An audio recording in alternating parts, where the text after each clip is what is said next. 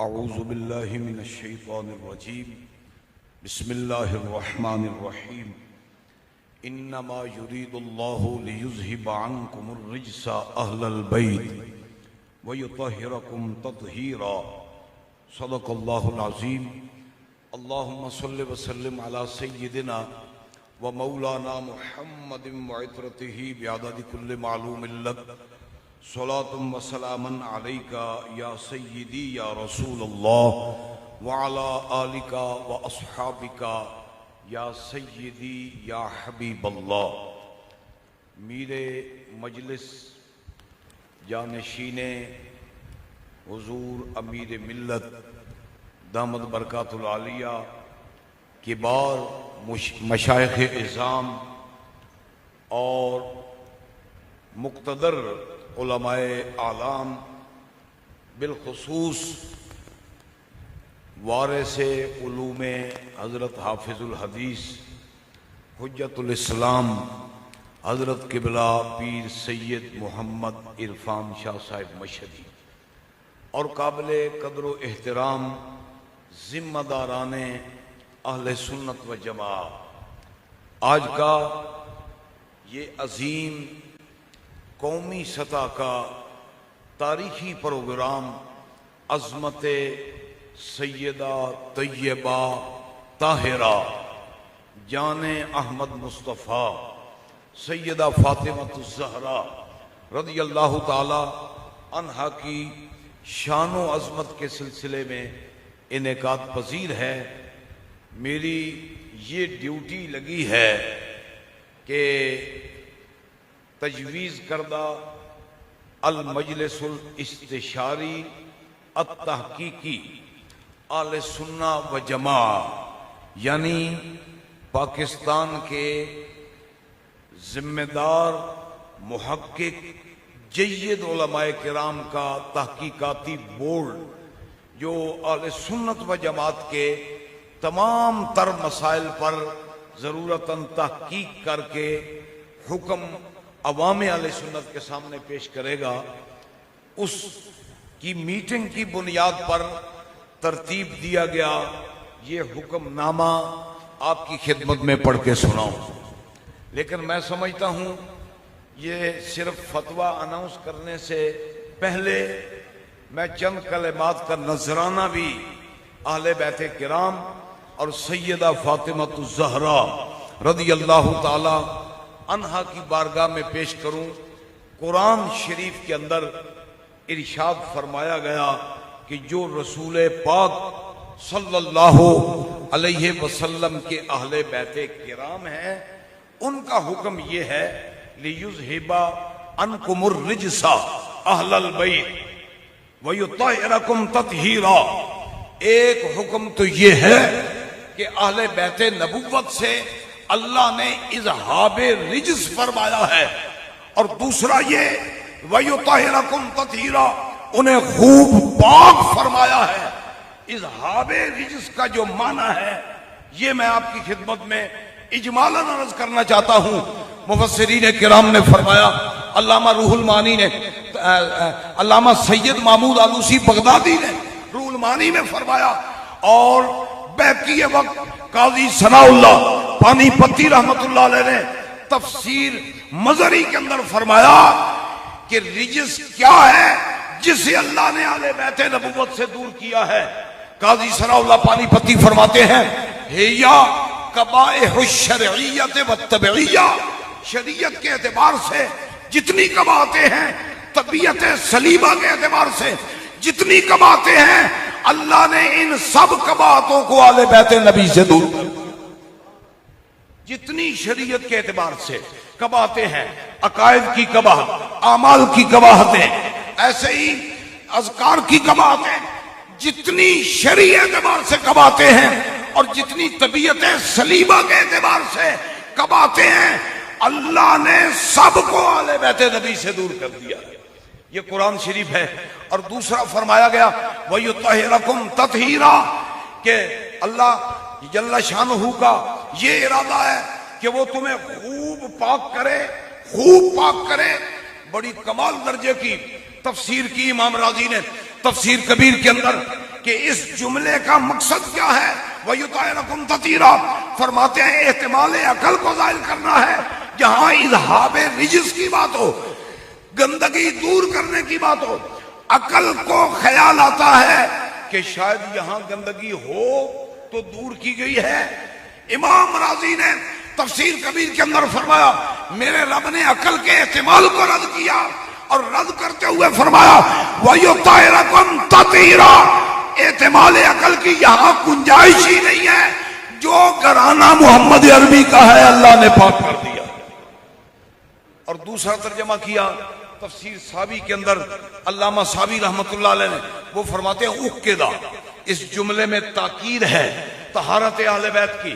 فیہ اشارۃ الی زیادت التطہیر بسبب التکالیف، اس میں اللہ نے اہل بیت نبوت کی طہارت میں مبالغے کا ذکر فرمایا، جس کا مطلب یہ ہے کہ اللہ نے بہت سے لوگوں کو پاک کیا، مگر پاکی اہل بیت، طہارت اہل بیت اس مبالغے کے ساتھ ہے کہ اللہ نے ان کو طاہر بھی بنایا، مطہر بھی بنایا، جس کا مطلب یہ ہے کہ یہ خود بھی پاک ہے، جو ان کے ساتھ لگتا ہے اللہ اسے بھی پاک فرما دے. جو اس مقام کے حامل ہیں نعوذ باللہ وہ خطا پر ہوں گے، غلطی پر ہوں گے. اس قرآنی فلسفے کی روشنی میں موجودہ صورتحال میں جو سیدہ طیبہ طاہرہ رضی اللہ تعالی عنہا کی صراحتاً بے ادبی کی گئی، گستاخی کی گئی، باغ فلک کو بہانہ بنا کر، اس بنیاد پر آج الحمدللہ اہل سنت و جماعت کھڑے ہیں. اس پر اگر خدا نخواستہ ایکشن نہیں لیتے اہل سنت و جماعت تو خارجیت کو فروغ ملے گا، خارجیت کو فروغ ملے گا، رافضیت کو فروغ ملے گا. اس کے درمیان میں سنیت ہے، ایک طرف رافضیت ہے، ایک طرف خارجیت ہے، درمیان میں سنیت ہے. اور سنیت کا جو مزاج ہے الحمدللہ یہ مسئلہ اہل سنت و جماعت نے تحریراً پیش کر دیا ہے، جس کے چند جملے آپ کی خدمت میں حاضر ہیں. مزید آپ پڑھ سکیں گے. یہ چونکہ باغ فلک کا بہانہ ہے، اس کی بنیاد پر سیدہ کی بے ادبی کی گئی ہے، تو اس سلسلے میں چند اشارات آپ کی خدمت میں عرض کر دیتا ہوں کہ واقعہ کیا ہے، حقیقت کیا ہے اور اس کا شرعی حکم کیا ہے. یہ باغ فلک مدینہ منورہ سے 180 کلومیٹر تبوک روڈ پر آج کل جو خیبر قدیم شہر کہلاتا ہے اس میں ہے. چند کنال پر مشتمل ہے، کھجوروں کا باغ ہے. یہ اس کی جغرافیائی حیثیت ہے. اور یہ باغ مال فے کے طور پر حضور سید عالم صلی اللہ علیہ وسلم کو حاصل ہوا. یہ وہ کافروں کا مال ہے جو بغیر جنگ کے حاصل ہوتا ہے، جس کے احکام قرآن شریف میں بھی مذکور ہیں. ما افاء اللہ علی رسولہ من اہل القری فللہ وللرسول ولذی القربى والیتامی والمساکین وابن السبیل. یہ احکام مال فے کے قرآن شریف کے اندر سورہ حشر کے اندر مذکور ہیں. مال فے مال وقف ہے، قرآن و حدیث کا یہ خلاصہ ہے. مال فے مال وقف ہے. اسی طرح اس مال کو میرے آقا صلی اللہ علیہ وسلم نے تا حیات اسی حیثیت سے ہی رکھا اور اس پر عمل کس طرح فرمایا کہ آپ اس باغ سے آل بیت کرام کو خرچہ دیتے رہے. مساکین، غربا، یتاما، فقراء بنی ہاشم، مجاہدین فی سبیل اللہ، ان کا آپ انتظام فرماتے تھے. سرکار کے وصال مبارک تک یہ باغ اسی حالت میں رہا. جب وصال مبارک ہوا اب یہ مسئلہ ہے جو کھڑا ہوا. اب کہتے ہیں کہ سیدہ طیبہ طاہرہ حضرت فاطمہ رضی اللہ تعالی عنہا نے باغ فلک مانگا تھا. صرف سوال آپ کی طرف منسوب کرنا یہ دلائل کی روشنی میں غلط ہے. اس فتوے میں موجود ہے کہ صحیح بخاری شریف میں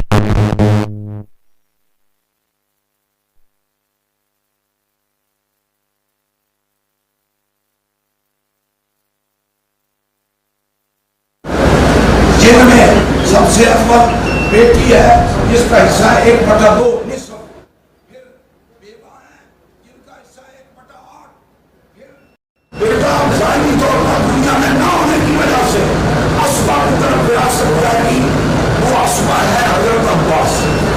جو صحیح بخاری میں حضرت عباس اور سیدہ فاطمہ نے مل کر مطالبہ کیا باب فدق کا. پھر ازواج مطالعات نے حضرت عثمان بن عفان کے ذریعے سے مطالبہ کیا. صحیح بخاری میں ہے. ان مطالبوں کے جواب میں اس موقع پر یہ حدیث پاک انہی نے سے سنائی، حضرت عائشہ صدیقہ نے سنائی. یہ مطالبہ تھی اور یہ حدیث بھی سنانے والی تھی.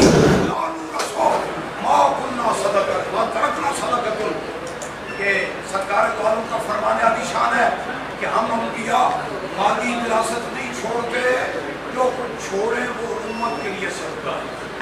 کیونکہ نبی 4 5 10 امے کے افراد کے لیے نہیں آتا، نبی ساری امت کا باپ.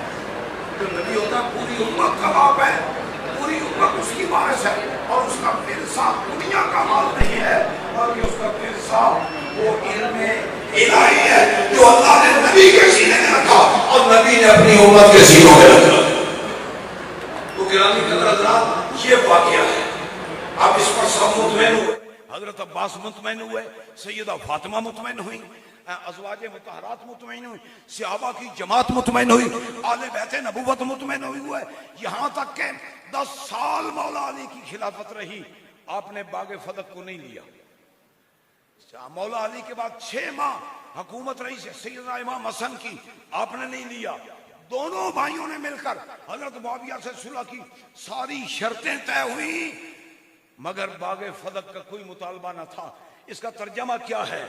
ابو بکر صدیق بھی، فاروق اعظم بھی، عثمان غنی بھی، مولا علی بھی، امام حسن بھی، امام حسین بھی اسی طریقے پر راضی ہیں جس طریقے پر رسول اللہ راضی ہیں، خلفائے راشدین راضی ہیں، اور سیدہ فاطمہ بھی راضی ہیں.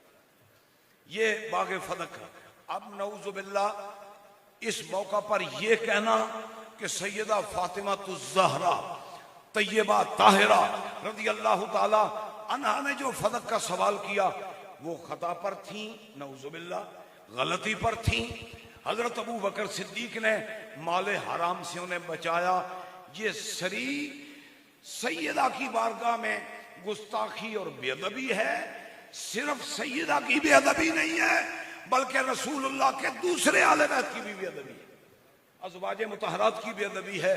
اور سیدنا حضرت عباس بن عبد المطلب ام نبی، جن کے وسیلے سے خلفائے راشدین دعائیں کرتے تھے. حضرت عمر رضی، صحیح بخاری میں ہے. کتنی اس میں باتیں آپ زیادہ تر اہل علم ہیں. ان سب کی بے ادبی ہے، اور رسول اللہ کے ساتھ ان شخصیات کے تعلق کی وجہ سے، ان کے واسطے سے یہ رسول اللہ کی بھی بے ادبی ہے. حضور سرور عالم صلی اللہ علیہ وسلم کی بھی بے ادبی ہے. اور حضرت سیدہ فاطمہ تو آل بیت کرام میں وہ شخصیت ہیں جن کو میرے نبی نے اپنے جگر کا ٹکڑا فرمایا ہے. جگر فرمایا، بضعۃ منی، یہ میرے جسم مبارک کا حصہ ہے. اگرچہ ساری اولاد حصہ ہے مگر شرف و کمال کے اندر سیدہ طیبہ طاہرہ آپ کا مقام کہیں آگے. سرکار نے فرمایا جس نے انہیں تکلیف دی، ایذا دی، ان کی بے ادبی کی، اس نے میری بے ادبی کی. لہذا ایسا کلام کرنا یہ سیدہ کی کھلی سری بے ادبی اور گستاخی ہے. اور اس کا شرعی حکم کیا ہے؟ ایسا متکلم آگے علماء کی تصریحات کی روشنی میں لعنتی ہے، دال مدل ہے، اہل سنت سے خارج ہے. اگر ان کی بے ادبی پر مصر رہے گا، پکا رہے گا، تو نعوذ باللہ کفر تک بھی جائے گا. یہ اس کا شرعی حکم ہے. اور اس مسئلے پر کسی کو خراش ہو تو دیوار کے پیچھے بیٹھ کر، کیمرے کے سامنے بیٹھ کر بات کر لینا آسان ہے. اگر کسی کو خراش ہو وہ سامنے آ جائے، وہ اپنی زبان چلائے، ایمان والے اپنی چلائیں گے، انشاءاللہ مسئلہ بھی واضح ہو جائے گا. اس کے ساتھ یہ شفا شریف کی شرح سے یہ عبارت اجمالاً مذکور ہے. سنی اہل سنت کا عقیدہ اس میں اتفق العلماء من السلف والخلف من اہل السنت علی ان سب آل البیت الاطہار وازواج النبی واصحاب الکرام رضی اللہ تعالی عنہم و التنقص حرام ملعون فاعلہ. حضور کی ازواج پاکوں، آل بیت کراموں، اصحاب کراموں، ان کو برا بلا کہنا، ان کی شان میں تنقیص کرنا، یہ امر کیا ہے؟ یہ شریعت کے اندر حرام ہے، اہل سنت کے عقیدے میں حرام ہے، اور جس نے ایسا کیا وہ لعنتی ہے. ہم نے کسی کو ذاتی طور پر لعنتی نہیں کہا، اگرچہ موجودہ حالات میں مولوی اشرف آصف صاحب نے جو زبان کھول رکھی ہے سیدہ کے بارے میں، اور پھر اس سے بڑھ کر انبیاء کے بارے میں، اور آگے آئے تو علماء حق کے بارے میں، سادات کرام کے بارے میں، تو یہ اس کا جو متبادل نظام ہے ہم اس سے بالکل درگزر کر رہے ہیں، یہ سمجھتے ہوئے کہ حق والوں پر ایسی باتیں ہوتی رہتی ہیں، حق والوں کو بجائے گالی کے حق کا پیغام دینا چاہیے. اس نظریے پر عمل پیرا ہیں. اور اسی طرح دوسری عبارت ارشاد الساری سے ہے، وہ کیا فرماتے ہیں؟ من صبح، حدیث بدا ذکر کرنے کے بعد کہ سرکار نے فرمایا فاطمہ تو بدا تم منی من آذاہا فقد آذانی، وہ فرماتے ہیں من صبح فإنہ یکفر، جس نے سیدہ فاطمہ کو گالی دی وہ کافر ہو جائے، کیونکہ اتنی بڑی بارگاہ ہے جس کی تھوڑی سی بے ادبی ایمان کے دائرے سے نکال دے گی. لہذا اہل سنت کا یہ فتویٰ ہے کہ ایسا شخص لعنتی دال مضل ہے. سب سے پہلا آپشن یہ ہے یہ کھلے طور پر توبہ کرے، سیدہ کی بارگاہ سے، اللہ کے محبوب کی بارگاہ سے معافی مانگے، پھر ان مقتدر شخصیات سے جو سادات کرام ہیں، علماء حق ہیں، ان سے جو ذاتیات کے اندر اس نے بکواسات کیے ان پر معذرت کرے. اللہ توبہ قبول کرنے والا ہے.